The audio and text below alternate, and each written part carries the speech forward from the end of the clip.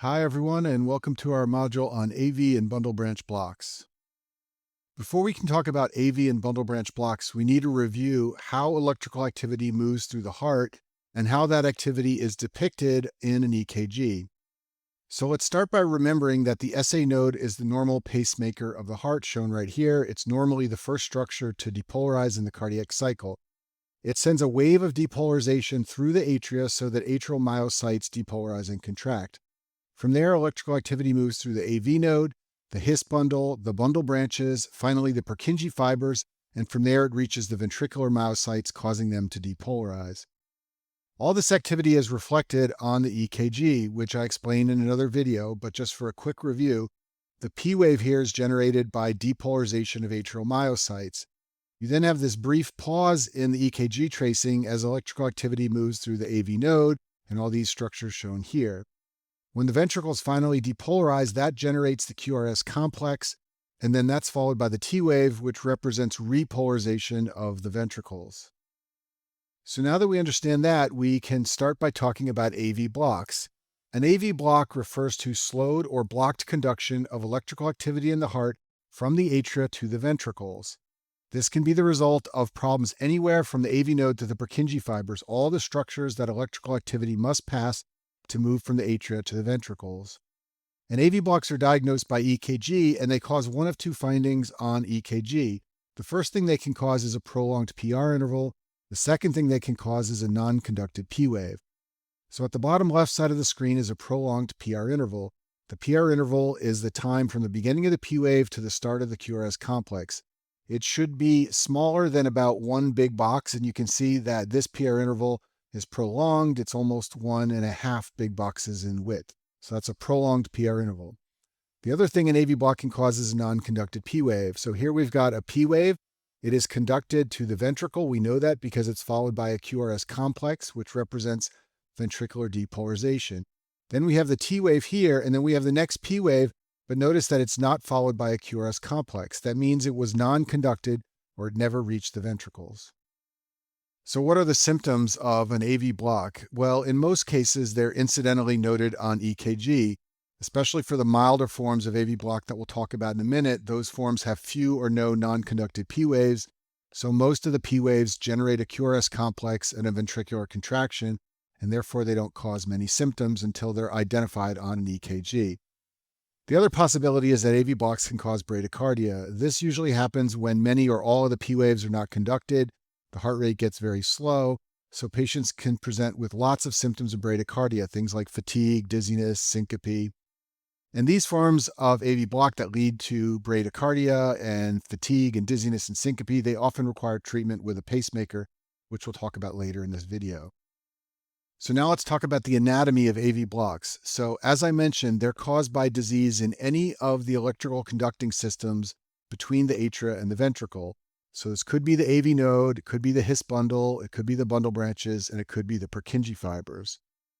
But in clinical cardiology, we generally divide AV blocks into two causes: those AV blocks that are associated with problems in the AV node and those that are associated with problems in the His-Purkinje system, meaning all these structures here, the His bundle, the bundle branches, and the Purkinje fibers.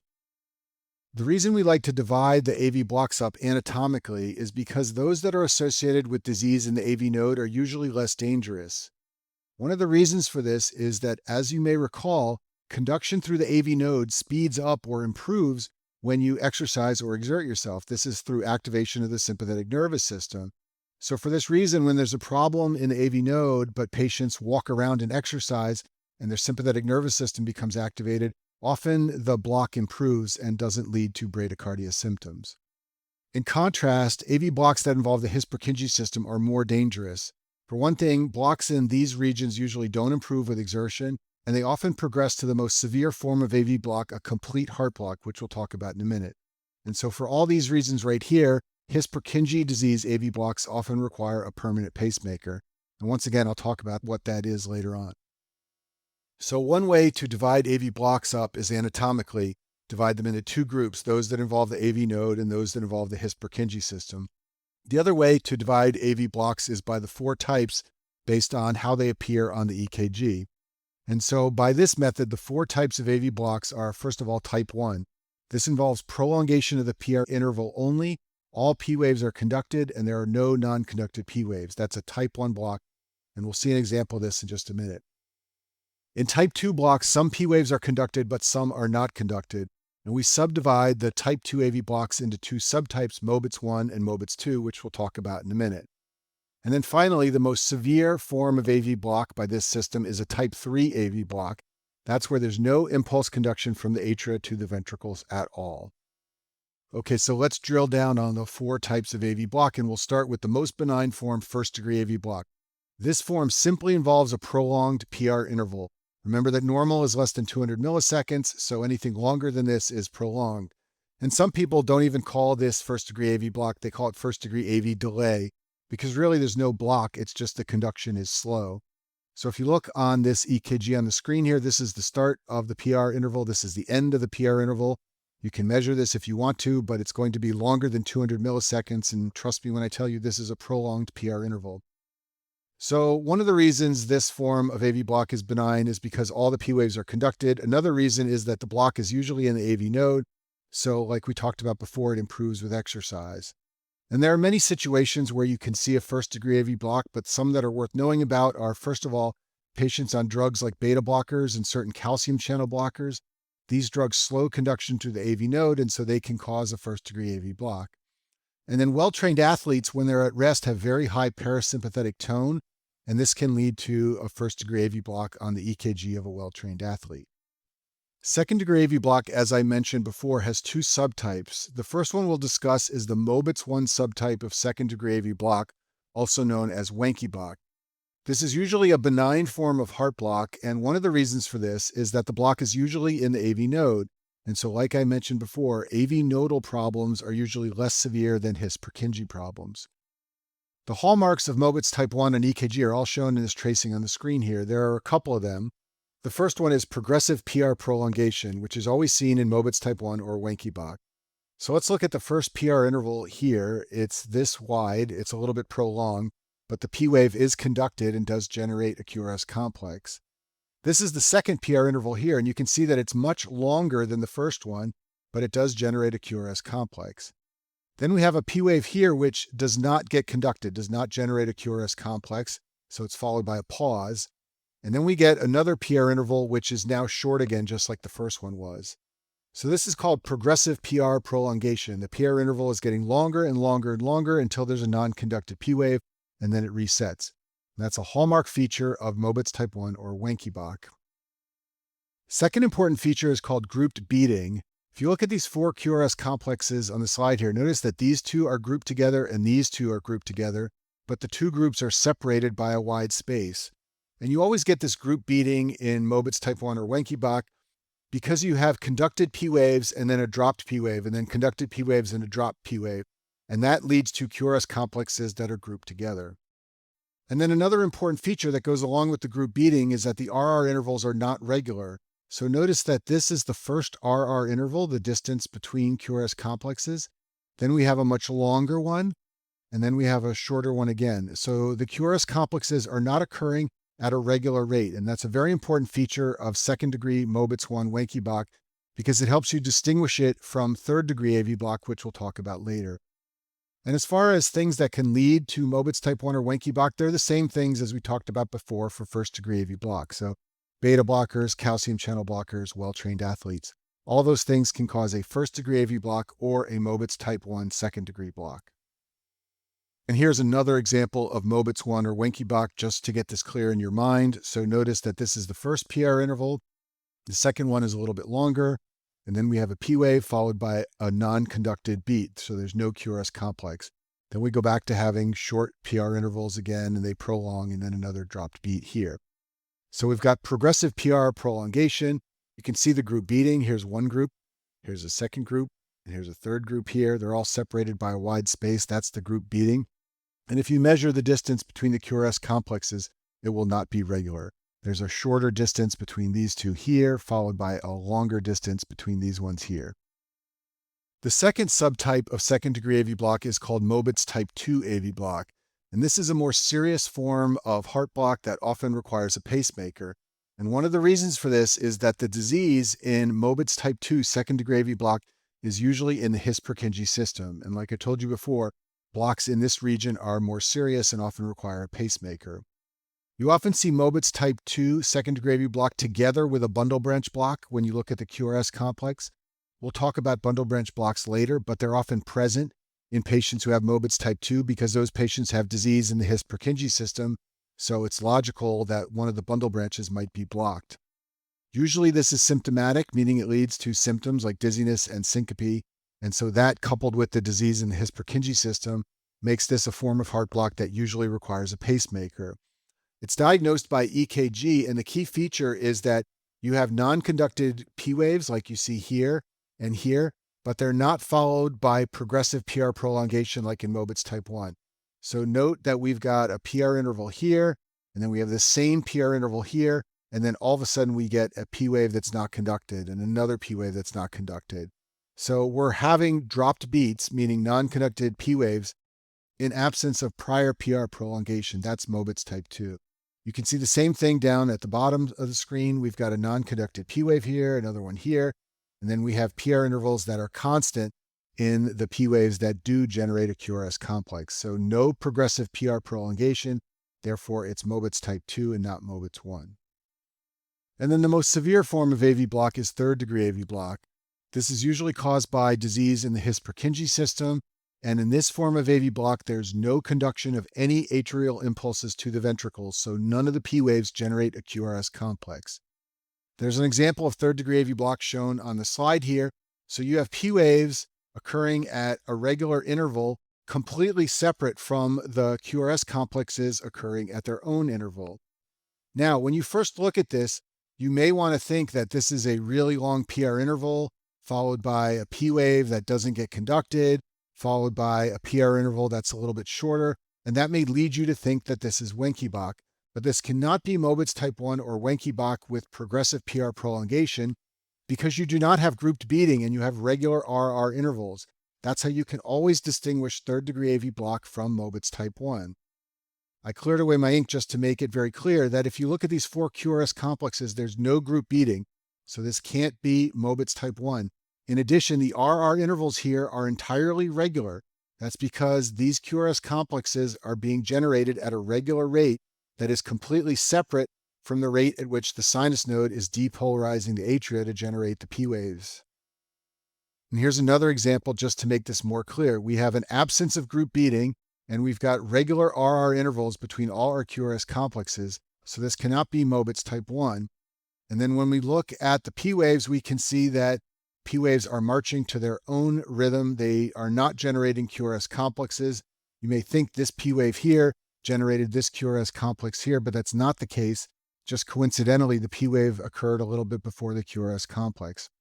So this is third-degree AV block. It can be confusing, especially at the med student level, to distinguish this from Mobitz type 1. But remember what I said. It's that group beating and the progressive PR prolongation and the variation of the RR intervals. That's what defines Mobitz type 1. In third-degree heart block, you have completely regular RR intervals and no group beating. That's how you distinguish it from Wenckebach. Now, there's a super high-yield tie-in between AV block and infectious disease, and that has to do with Lyme disease. This is a disorder I talk about in the infectious disease section. But Lyme disease is caused by a spirochete infection with the spirochete Borrelia burgdorferi, and in stage 2 of Lyme disease, patients can develop what's known as Lyme carditis. And one manifestation of Lyme carditis is varying degrees of AV block. You can see all 3 degrees, first, second, or third in patients who have Lyme disease, although third is especially common. And importantly, the AV block from Lyme disease improves with antibiotics. So even though the patient may come in with symptomatic bradycardia and third-degree AV block, usually once you give antibiotics, they will get better. Let me pause for a little vocabulary lesson here. So when we say a patient has complete heart block, we mean that the electrical impulses in the heart cannot be transmitted from the atria to the ventricles. Basically, complete heart block is synonymous with third-degree AV block, like we talked about earlier. When we say a patient has AV dissociation, we mean that the atria and ventricular depolarizations in the heart are uncoupled from one another. In other words, they are dissociated from each other. Now, you do get AV dissociation anytime you have complete heart block, but you can also get AV dissociation without complete heart block. This happens in some tachycardias when the ventricular rate gets higher than the sinus rate.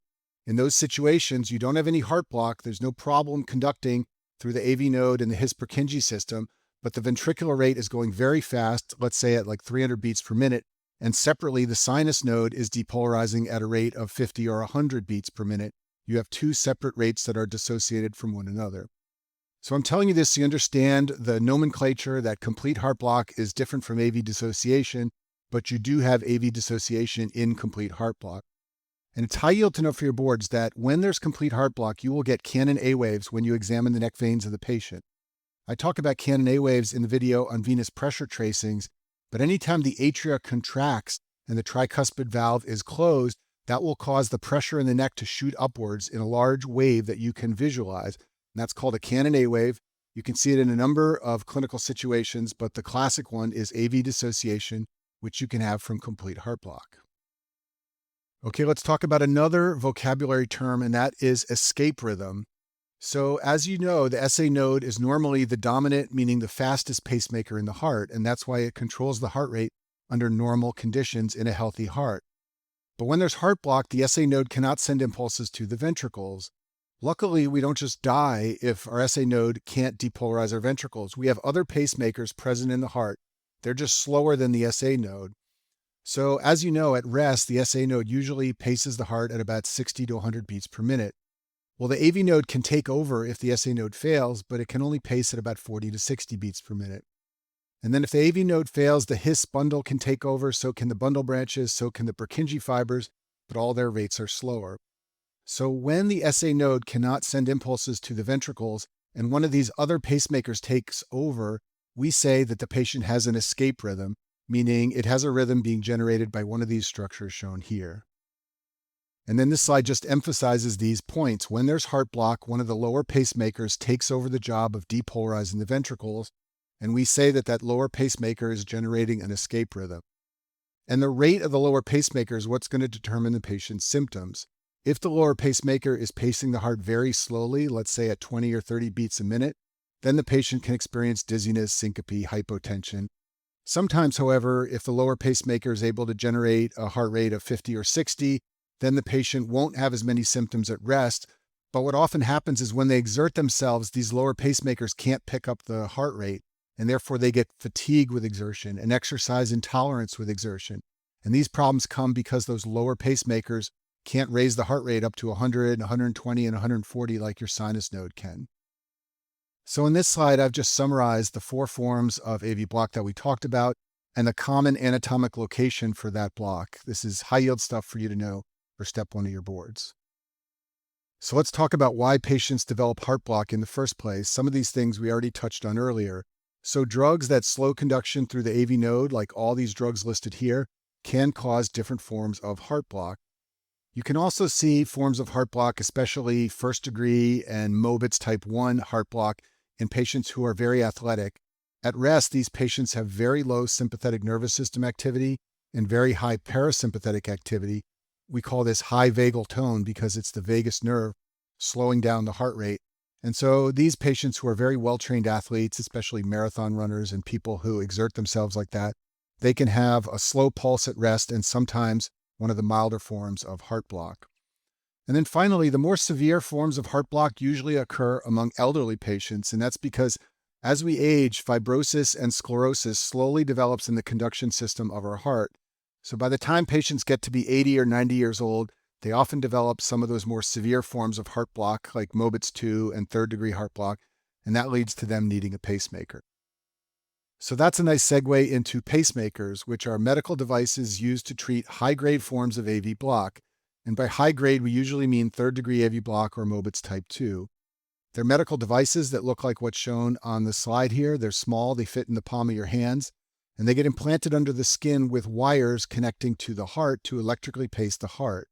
There's a picture of a pacemaker in this chest x-ray here. This is the pacemaker itself, and you can see the wires.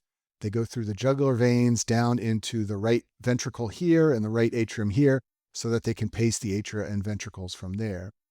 And because these devices require surgery and they're implanted permanently in the body, they're usually reserved for patients who have symptoms from AV block, things like syncope and dizziness.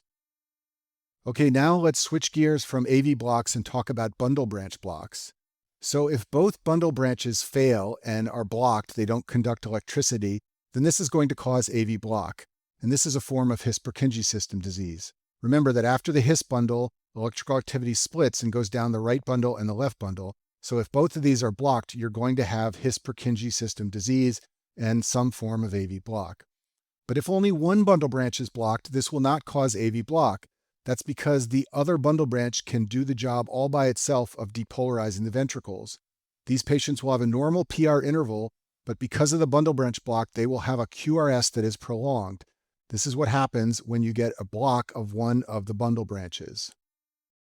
So let's look at this EKG tracing at the top of the screen here. This shows a normal QRS. This is a patient without any bundle branch blocks.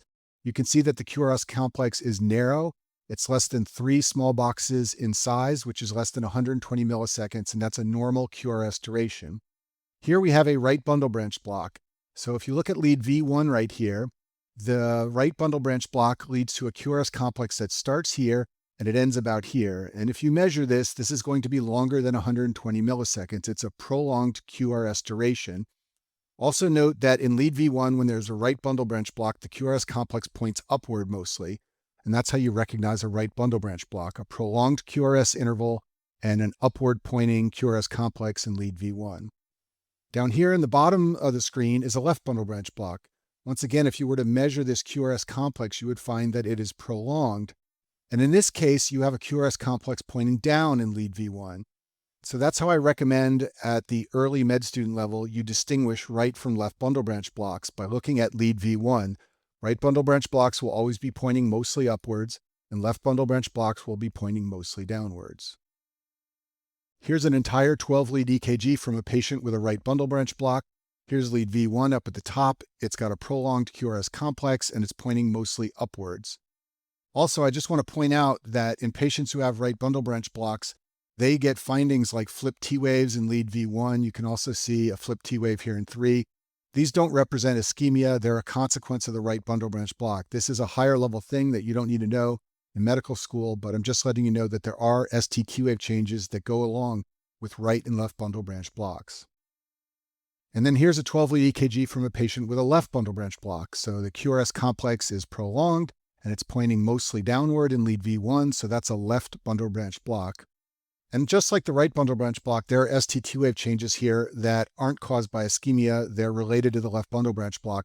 You can see the T wave is flipped in V6. You can also see a little bit of ST elevation in lead V2. These findings don't represent ischemia. There are different criteria for diagnosing ischemia in patients who have left and right bundle branch blocks. And then here's a summary slide from a textbook just to emphasize what I've been saying. So right here is lead V1 from a patient with a right bundle branch block on this side and a left bundle branch block over here. And just look at the fact that the QRS complex is prolonged. It's pointing mostly upward in the right bundle branch block. QRS complex is prolonged here and it's pointing mostly downward in a left bundle branch block. Right or left bundle branch blocks do not cause symptoms. Remember, the remaining bundle branch that's healthy can do the job all by itself of depolarizing the ventricles, even if the other bundle branch is not functioning normally. So usually right or left bundle branch blocks are identified incidentally when an EKG is performed for some reason. Now, with one bundle branch not working, you can imagine that eventually the other one can stop working too, and when that happens, the patient will have complete AV block and usually needs a pacemaker. But this doesn't always occur. But nevertheless, when one bundle branch isn't working, you have to be aware that eventually with the passage of time, the other one may fail as well. As I mentioned before, bundle branch blocks interfere with the detection of ischemia. The normal rules don't apply for ST elevations and T wave inversions. These things can be found in patients who have right and left bundle branch blocks, and they can be a normal finding related to the bundle branch problem. And I'll finish with this slide and highlight some of the causes of bundle branch blocks. So often they're found in elderly patients who have slowly progressive fibrosis and sclerosis of the conducting system. Just like we talked about before, how this can lead to complete AV block and need for a pacemaker. These processes that occur with aging can also lead to a right or left bundle branch block. And so for this reason, bundle branch blocks are more common in older patients. But you can also get bundle branch blocks in patients who have structural heart disease. And by this, I mean patients where their right or left ventricle is sick and abnormal. So, for example, patients who've had a myocardial infarction, which leads to scar tissue in the left ventricle, they can develop a left bundle branch block. Same thing for patients who have a cardiomyopathy. They have a disease of the muscle tissue in the left ventricle, and this can sometimes cause a left bundle branch block. Same is true for right bundle branch block. Patients who have right heart failure and a sick right ventricle for any reason, those patients sometimes develop a right bundle branch block. And that concludes our module on AV and bundle branch blocks.